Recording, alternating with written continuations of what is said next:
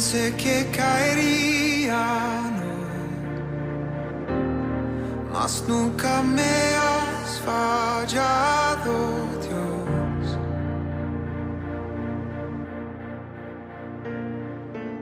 Que el Señor bendiga, hermanos y hermanas. Me encuentro aquí en la iglesia una vez más para compartir con cada uno de ustedes una palabra que Dios tiene preparado para cada uno de nosotros. Bendito Jesús, me gozo en poderles saludar, esperando que se encuentren bien. Bendito Jesús, sabiendo que Dios cuida de cada uno de nosotros, ¿verdad? Seguimos siempre pensando en cada uno de ustedes, ¿verdad? En oración por cada uno de ustedes, pidiéndole al Señor siempre que traiga fuerza, fortaleza y buen ánimo. Amén, bendito Jesús, los extrañamos a todos. Les mando saludos en nombre de mi esposa y de mi hijo Marcos Ael, que se está portando muy bien. Amén. Bendito Jesús. En este día hay una palabra bien especial para nuestras vidas, sí. Vamos a aprovecharla, vamos a disfrutarla, vamos a tomarla, bendito Jesús, como nuestro alimento espiritual. Amén. La palabra siempre es la que nos edifica. Gloria a Jesús, y vamos a tomar este tiempo, así que le invito a que entre en comunión en este momento con el Señor y prepare su corazón, prepare sus oídos y su espíritu, su mente, para que esta palabra pueda ser de bendición. Amén. Esta palabra pueda ser de edificación para sus vidas. Es lo que verdaderamente deseamos. Amén. Así que vamos a orar, a presentar este tiempo delante del Señor y entraremos después a la lectura de la palabra. Amantísimo Padre, Dios de toda gloria, de toda honra, mi alma te alaba y te adora porque tú eres bueno, porque tú eres grande. Señor eterno, no hay nadie como tú eres un Rey soberano. Delante de ti nos presentamos en este momento, primeramente dándote gracias por tu amor, por tu misericordia, por tu bondad, porque tú nos permites, Dios eterno, estar en tu presencia, Señor eterno. A pesar de las circunstancias, sabemos que no nos abandonas. Señor, gracias por este tiempo, Señor, en el cual podemos alimentarnos con tu palabra. Te pedimos en este momento que nos llenes de tu presencia, Señor, que nos guardes siempre, oh Dios eterno, y que esta palabra pueda hacer el efecto que has, Señor, diseñado para cada uno de nosotros. En tus manos me presento, Señor. Habla tú a través de mí, que sean tus palabras llegando a cada hogar, a cada vida que va a escuchar este mensaje, de cualquier forma, en cualquier momento, en cualquier hora, Señor eterno, que cada vida pueda recibir su porción. A ti siempre damos la gloria, en el nombre de Jesús. Amén y amén. Gloria a Jesús. Así, hermanos, les invito a las Escrituras. Gloria a Jesús. Vamos a dirigirnos al libro de Mateo, al Evangelio de Mateo, en el capítulo 5 y en el versículo 43 y 44. Son los dos versículos que vamos a estar leyendo hoy. Vamos pues a dar lectura a esta palabra en el nombre del Padre, del Hijo y del Espíritu Santo de Dios. Y dice así: Oísteis que fue dicho, amarás a tu prójimo y aborrecerás a tu enemigo. Pero yo os digo, amad a vuestros enemigos, bendecid a los que os maldicen, haced bien a los que os aborrecen, y orad por los que os ultrajan y os persiguen. Amén. Gloria a Jesús. Pues este mensaje es un mensaje bien claro, pienso yo, un mensaje bien explícito, a la manera que Jesús lo dio, ¿verdad? Las palabras de Jesús fueron claras, las enseñanzas de Jesús fueron claras para que cada uno de nosotros podamos atender a ellas y ser edificados por ellas. Hay enseñanzas a veces que son más difíciles que otras, no por su dificultad de entenderlas, sino por su dificultad de aplicación. Hay cosas que son más difíciles aplicarlas. Gloria a Jesús. Y esta es una de las enseñanzas. Vamos a basarnos hoy bajo el tema amar a vuestros enemigos, que es la enseñanza que Jesús nos deja. Gloria a Jesús. Amad a vuestros enemigos, bendecid a los que os maldicen, haced bien a los que os aborrecen y orad por los que os ultrajan y persiguen. Gloria a Jesús. Qué enseñanza, bendito Jesús. Tal vez hemos escuchado esta enseñanza en varias ocasiones, en diversas ocasiones, y nos parece a nosotros tal vez ya lógico, racional, nos parece seguramente que concuerda con las enseñanzas bíblicas, pero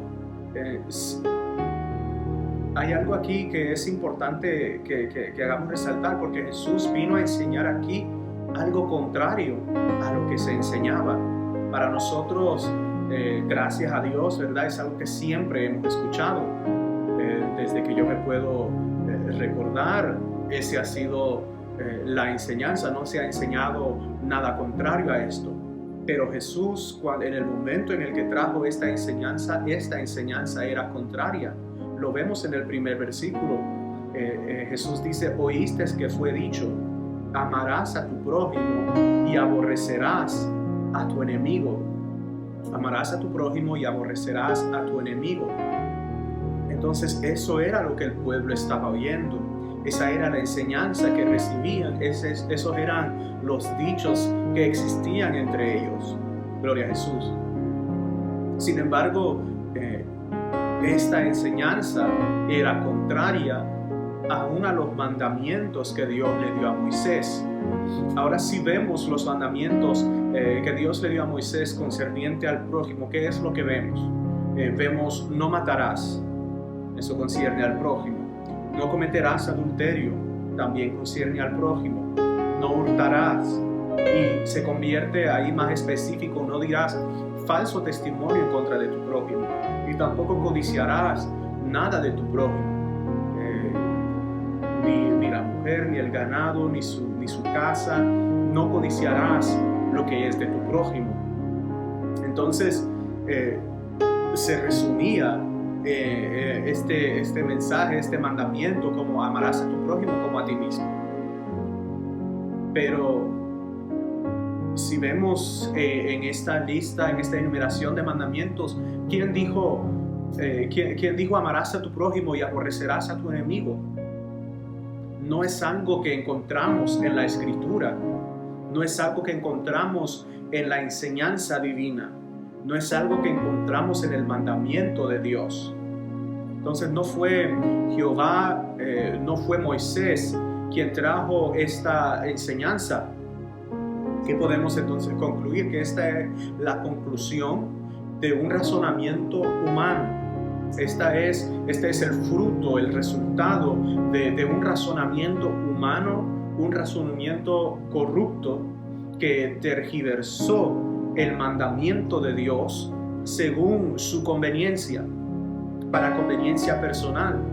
Entonces, el hecho de decir amarás a tu prójimo y aborrecerás a tu enemigo,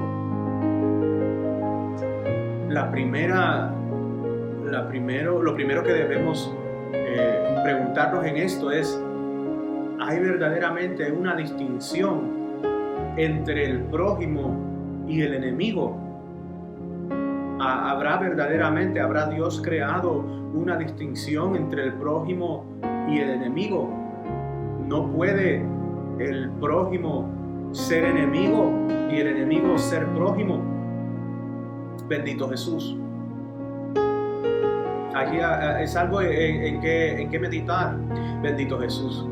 Todo esto para decir que esta enseñanza, amarás a tu prójimo, aborrecerás a tu enemigo, es una enseñanza de división. Es una enseñanza que crea división. Y es una enseñanza que no la dio Moisés, no la dio Jesús, la dieron los fariseos.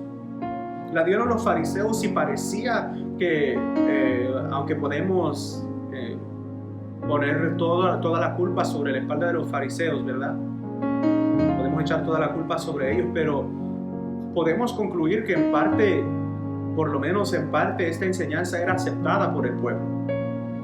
Era aceptada por el pueblo y podemos llegar a esta conclusión porque Jesús decidió y dio la necesidad de dirigirse en cuanto al pueblo, en cuanto a este punto. Él vio la necesidad de hablar de esto. Entonces era una enseñanza de fariseos y era una enseñanza aceptada por el pueblo porque Jesús tuvo que traer una corrección al respecto. Esta enseñanza es una corrección. Oísteis algo, pero yo les digo otra cosa. Es una corrección. Y es una corrección necesaria. Y aunque ahora, gracias a Dios, tenemos ya la corrección a nuestro alcance, tenemos la enseñanza que el pueblo tal vez no había recibido, nosotros la tenemos. Sin embargo, a veces es necesario regresar a esa palabra y traer la corrección a nuestra vida. Vemos que a la verdad, si no aplicamos esta palabra, no estamos aplicando correctamente el mandamiento de Dios. Y aquí el mandamiento que Jesús nos dejó. Esto fue un mandamiento que Jesús nos ha dejado. Y la verdad, amado hermano, es que si no cumplimos correctamente, o si decidimos ignorar un mandamiento de Dios, perdemos algo grande. Perdemos algo grande. Vemos en la palabra que somos beneficiados cuando decidimos obedecer, cuando decidimos mostrar obediencia a Dios, al Señor y a su palabra en cuanto a sus mandamientos, somos beneficiados. Si vemos en la palabra Mateo 5:45, para que seáis hijos de vuestro Padre que está en los cielos, que hace salir su sol sobre malos y buenos, y que hace llover sobre justos e injustos. ¿Qué vemos aquí? Vemos que hay un propósito, que hay un beneficio, que hay algo grande para nosotros en cumplir este mandamiento de amar a nuestros enemigos. Ganamos en cuanto a nuestro linaje espiritual. Dice el versículo, para que seáis hijos de vuestro Padre, para que seáis hijos de vuestro Padre que está en los cielos.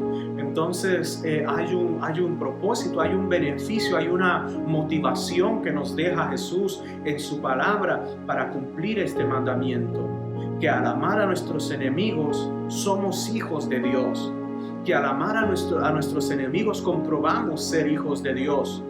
Alcanzamos algo grande, nos acercamos a nuestro Padre que está en los cielos, a nuestro Padre celestial, a nuestro linaje espiritual, y nos acercamos más y nos moldeamos para llegar a ser a su semejanza, porque Él dice que Él hace salir su sol sobre malos y buenos, y hace llover sobre justos e injustos. Es decir, que Él no hace distinción. Él en cuanto a sus misericordias, a lo que Él nos da, sin entrar necesariamente en lo que es la salvación, ¿verdad?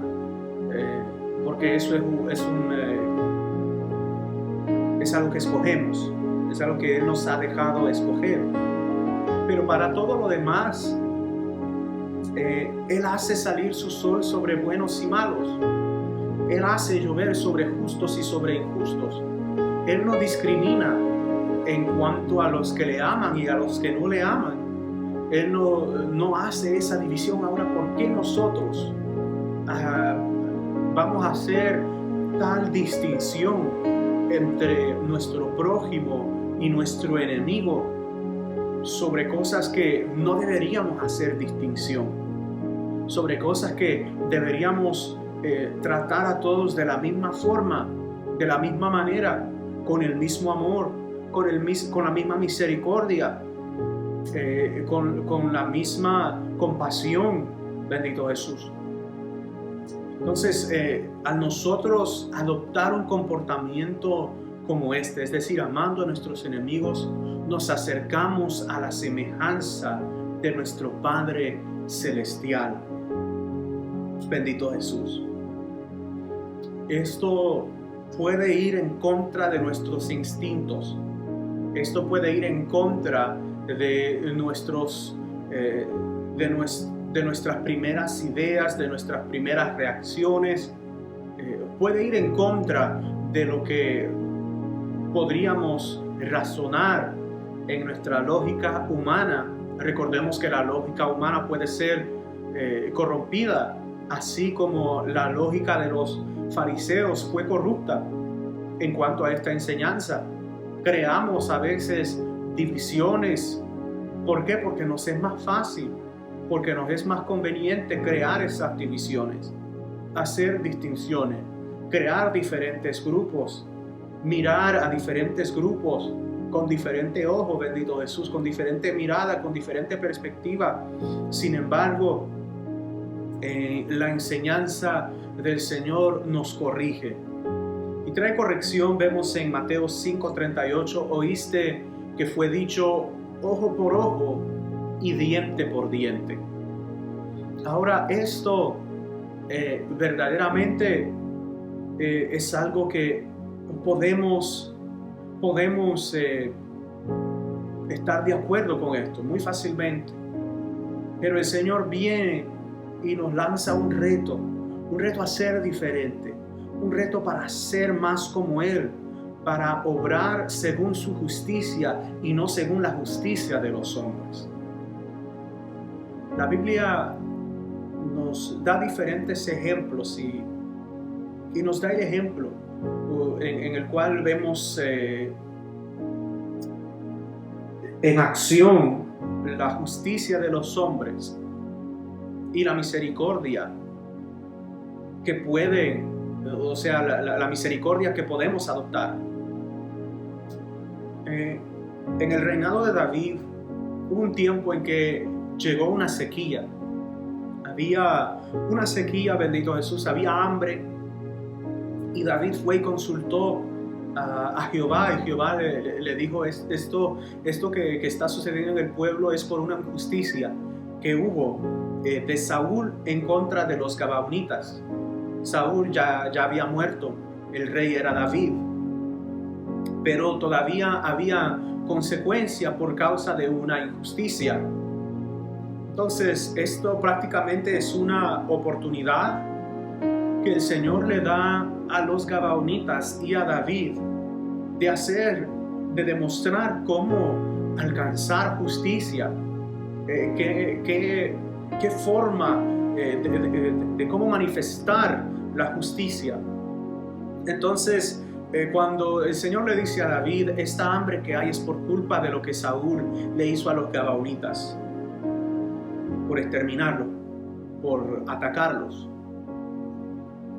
David toma camino y va a ver a los Gabaonitas y les dice a los Gabaonitas, hay hambre en mi tierra, hay algo grave que está pasando y es por causa de la injusticia que hizo Saúl.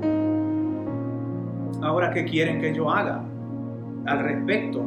¿Cómo les puedo dar justicia? Los Gabaonitas dijeron, no queremos nada, no queremos dinero, no queremos nada de Saúl, no queremos absolutamente nada. Nuestro conflicto era con Saúl y Saúl ya murió. Pero David insiste y les dice, lo que ustedes me pidan, yo les daré, yo lo voy a hacer. Y como que esto les abrió a ellos una oportunidad a hacer algo que tal vez pensaban que no sería aceptado por David. Tal vez vieron en David ahí mismo la necesidad de cumplir una justicia. Entonces, ¿qué hicieron los Gabaonitas? Le dijeron a David, danos 7 hijos de Saúl para que los ahorquemos. Para que los ahorquemos. Danos 7 hijos de Saúl. Y entonces David fue y buscó entre los hijos de Saúl. Ahí vemos, entre otras cosas, que perdonó a Mefiboset. No fue a buscar a Mefiboset por causa del pacto que había hecho con él y con Jonatán y con Dios. Pero tomó a 7 hijos de Saúl. Y 2 de aquellos 7 eran hijos de una mujer llamada Rispa. Esta historia la puede ver en 2 de Samuel 21. Tomó a 2 hijos de una mujer llamada Rispa, que era concubina de Saúl, pero había tenido 2 hijos con él. Y así hicieron, los entregaron a las gabaonitas y fueron ahorcados en una montaña, en un monte. Y sucedió que ahí permanecieron como señal de que se había hecho justicia, como señal, bendito Jesús, de que se había cumplido la justicia a los gabaonitas por culpa como consecuencia de la injusticia o respuesta a la injusticia de Saúl. Pero ¿qué hizo esta mujer? Esta mujer, dice la Biblia, que ella tomó cilicio y acompañó a los cuerpos por toda una temporada, protegiendo a los cuerpos de sus hijos, para que las aves no llegaran a devorar los cuerpos, para que las bestias no llegaran a devorar esos cuerpos. Entonces ella protegió. Podemos ver aquí que Rispa, también sus hijos, no tenían culpa por las obras de Saúl. Sin embargo, estaban pagando como resultado de la aplicación de la justicia de los hombres. Ella estaba sufriendo, los hijos estaban muertos. No podemos ni imaginarnos el trauma, el dolor, el sufrimiento, la angustia que vivía esta mujer, que no podía ni enterrarlos, porque había sido una orden del rey. Seguir el deseo de los gabaonitas. Ella no podía ir en contra de eso. Entonces dice la Biblia que ella permaneció protegiendo y cuidando a esos cuerpos por una temporada que podemos determinar que es más de 5 meses. Ella sufrió afuera, sufrió peligro, sufrió el frío, sufrió el cilicio, sufrió la agonía, la angustia de ver los cuerpos de sus hijos deteriorándose. Pero ella lo soportó porque no podía ir en contra del rey. Y esto llegó a los oídos de David. Y entonces David fue y, según la orden de David, sacaron los cuerpos de ahí y los enterraron.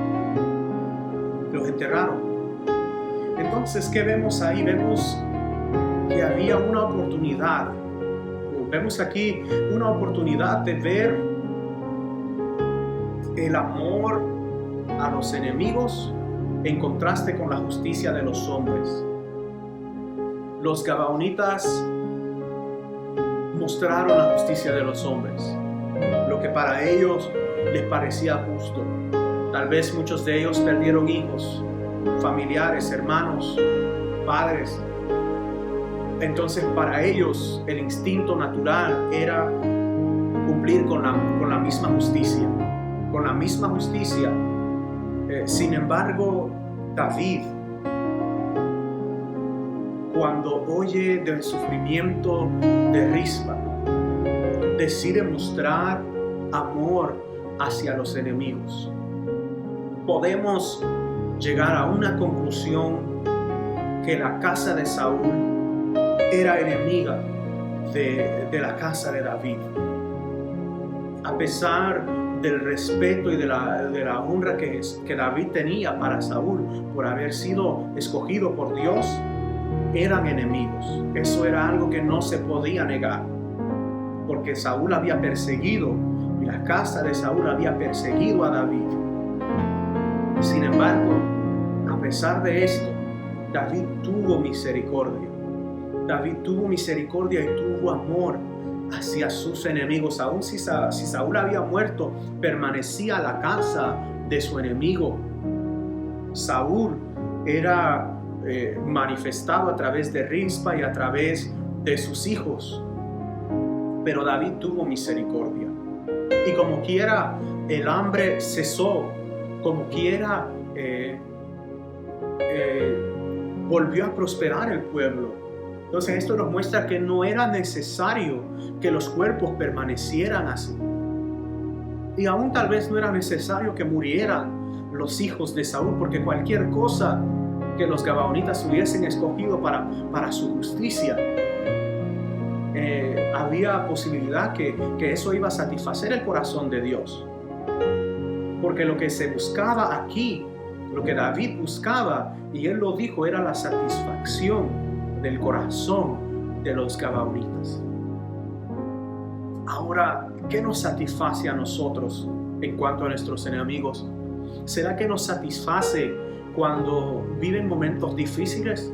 ¿Será que nos satisface a nosotros, nos trae satisfacción a nuestro corazón cuando vemos a nuestros enemigos sufriendo? Que los que han hablado mal de nosotros se enfermen de una forma grave, pierdan recursos económicos, pierdan algún familiar, algún problema les venga. ¿Será que sentimos satisfacción en nuestros corazones en esos momentos? Si este es el caso, necesitamos trabajar en nuestro corazón.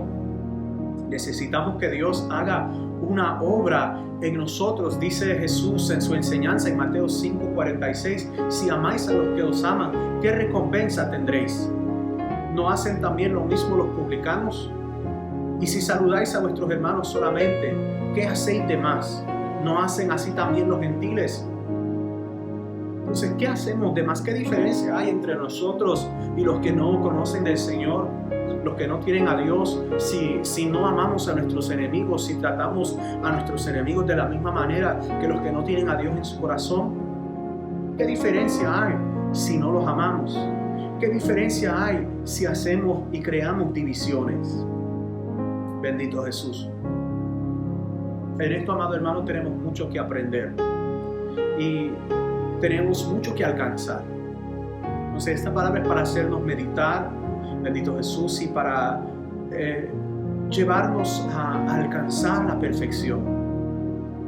Llevarnos a alcanzar la perfección, y lo dice la Biblia en Mateo 5:48. Sed pues perfectos, como vuestro Padre que está en los cielos es perfecto.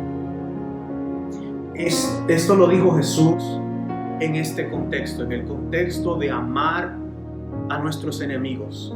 Si amamos a nuestros enemigos, cumplimos con los mandamientos del Señor y nos acercamos al cumplimiento de este versículo. Sed pues perfectos, como vuestro Padre que está en los cielos es perfecto. Así que concluyo diciendo que aunque ciertas cosas pueden parecernos lógicas, de buen razonamiento, así como el decir ojo por ojo, diente por diente, ama a tu prójimo y aborrece a tus enemigos, hay que combatir esos pensamientos, hay que combatir esos sentimientos y tomar esa palabra y ese reto de ser, de acercarnos más a la semejanza de Dios, de acercarnos más al ejemplo que Él nos ha dejado. El ejemplo supremo nos lo dejó Jesús en la cruz, cuando dijo: Padre, perdónalos, ellos no saben lo que hacen. Amén, hermanos. Espero que esta palabra nos haya inspirado, nos haya edificado y podamos preservar esta palabra en nuestros corazones para siempre cumplir cada día más la voluntad del Señor. Amén. Vengamos en palabras de oración para concluir este tiempo. Amén. Amantísimo Padre, Dios de toda gloria, de toda honra, mi alma te alaba y te adora porque tú eres bueno. Señor Jesús, gracias por tu palabra, gracias por tus enseñanzas, gracias porque tú nos hablas a tiempo, fuera de tiempo. Tu palabra es perfecta. Tu palabra yo sé que llegará a los corazones de mis hermanos, Señor eterno, en sus hogares, y podrá traer su fruto, su resultado, conforme a tu santa y divina voluntad. Señor, en el nombre de Jesús yo te pido que bendigas a cada uno de mis hermanos, Prospera a cada uno de mis hermanos. Guárdalos, protégelos, Señor eterno, en el nombre de Jesús. Y que siempre podamos ser rodeados de tu presencia, rodeados de tu gloria, y que no desmayen cada uno de mis hermanos, de mis hermanas. Fortalece sus corazones en el nombre de Jesús. A ti oramos, Jesús, y te damos la gloria por los siglos de los siglos. Amén y amén. Así, mis hermanos, este es mi tiempo con ustedes. Que el Señor les bendiga, que el Señor les guarde y nos vemos pronto.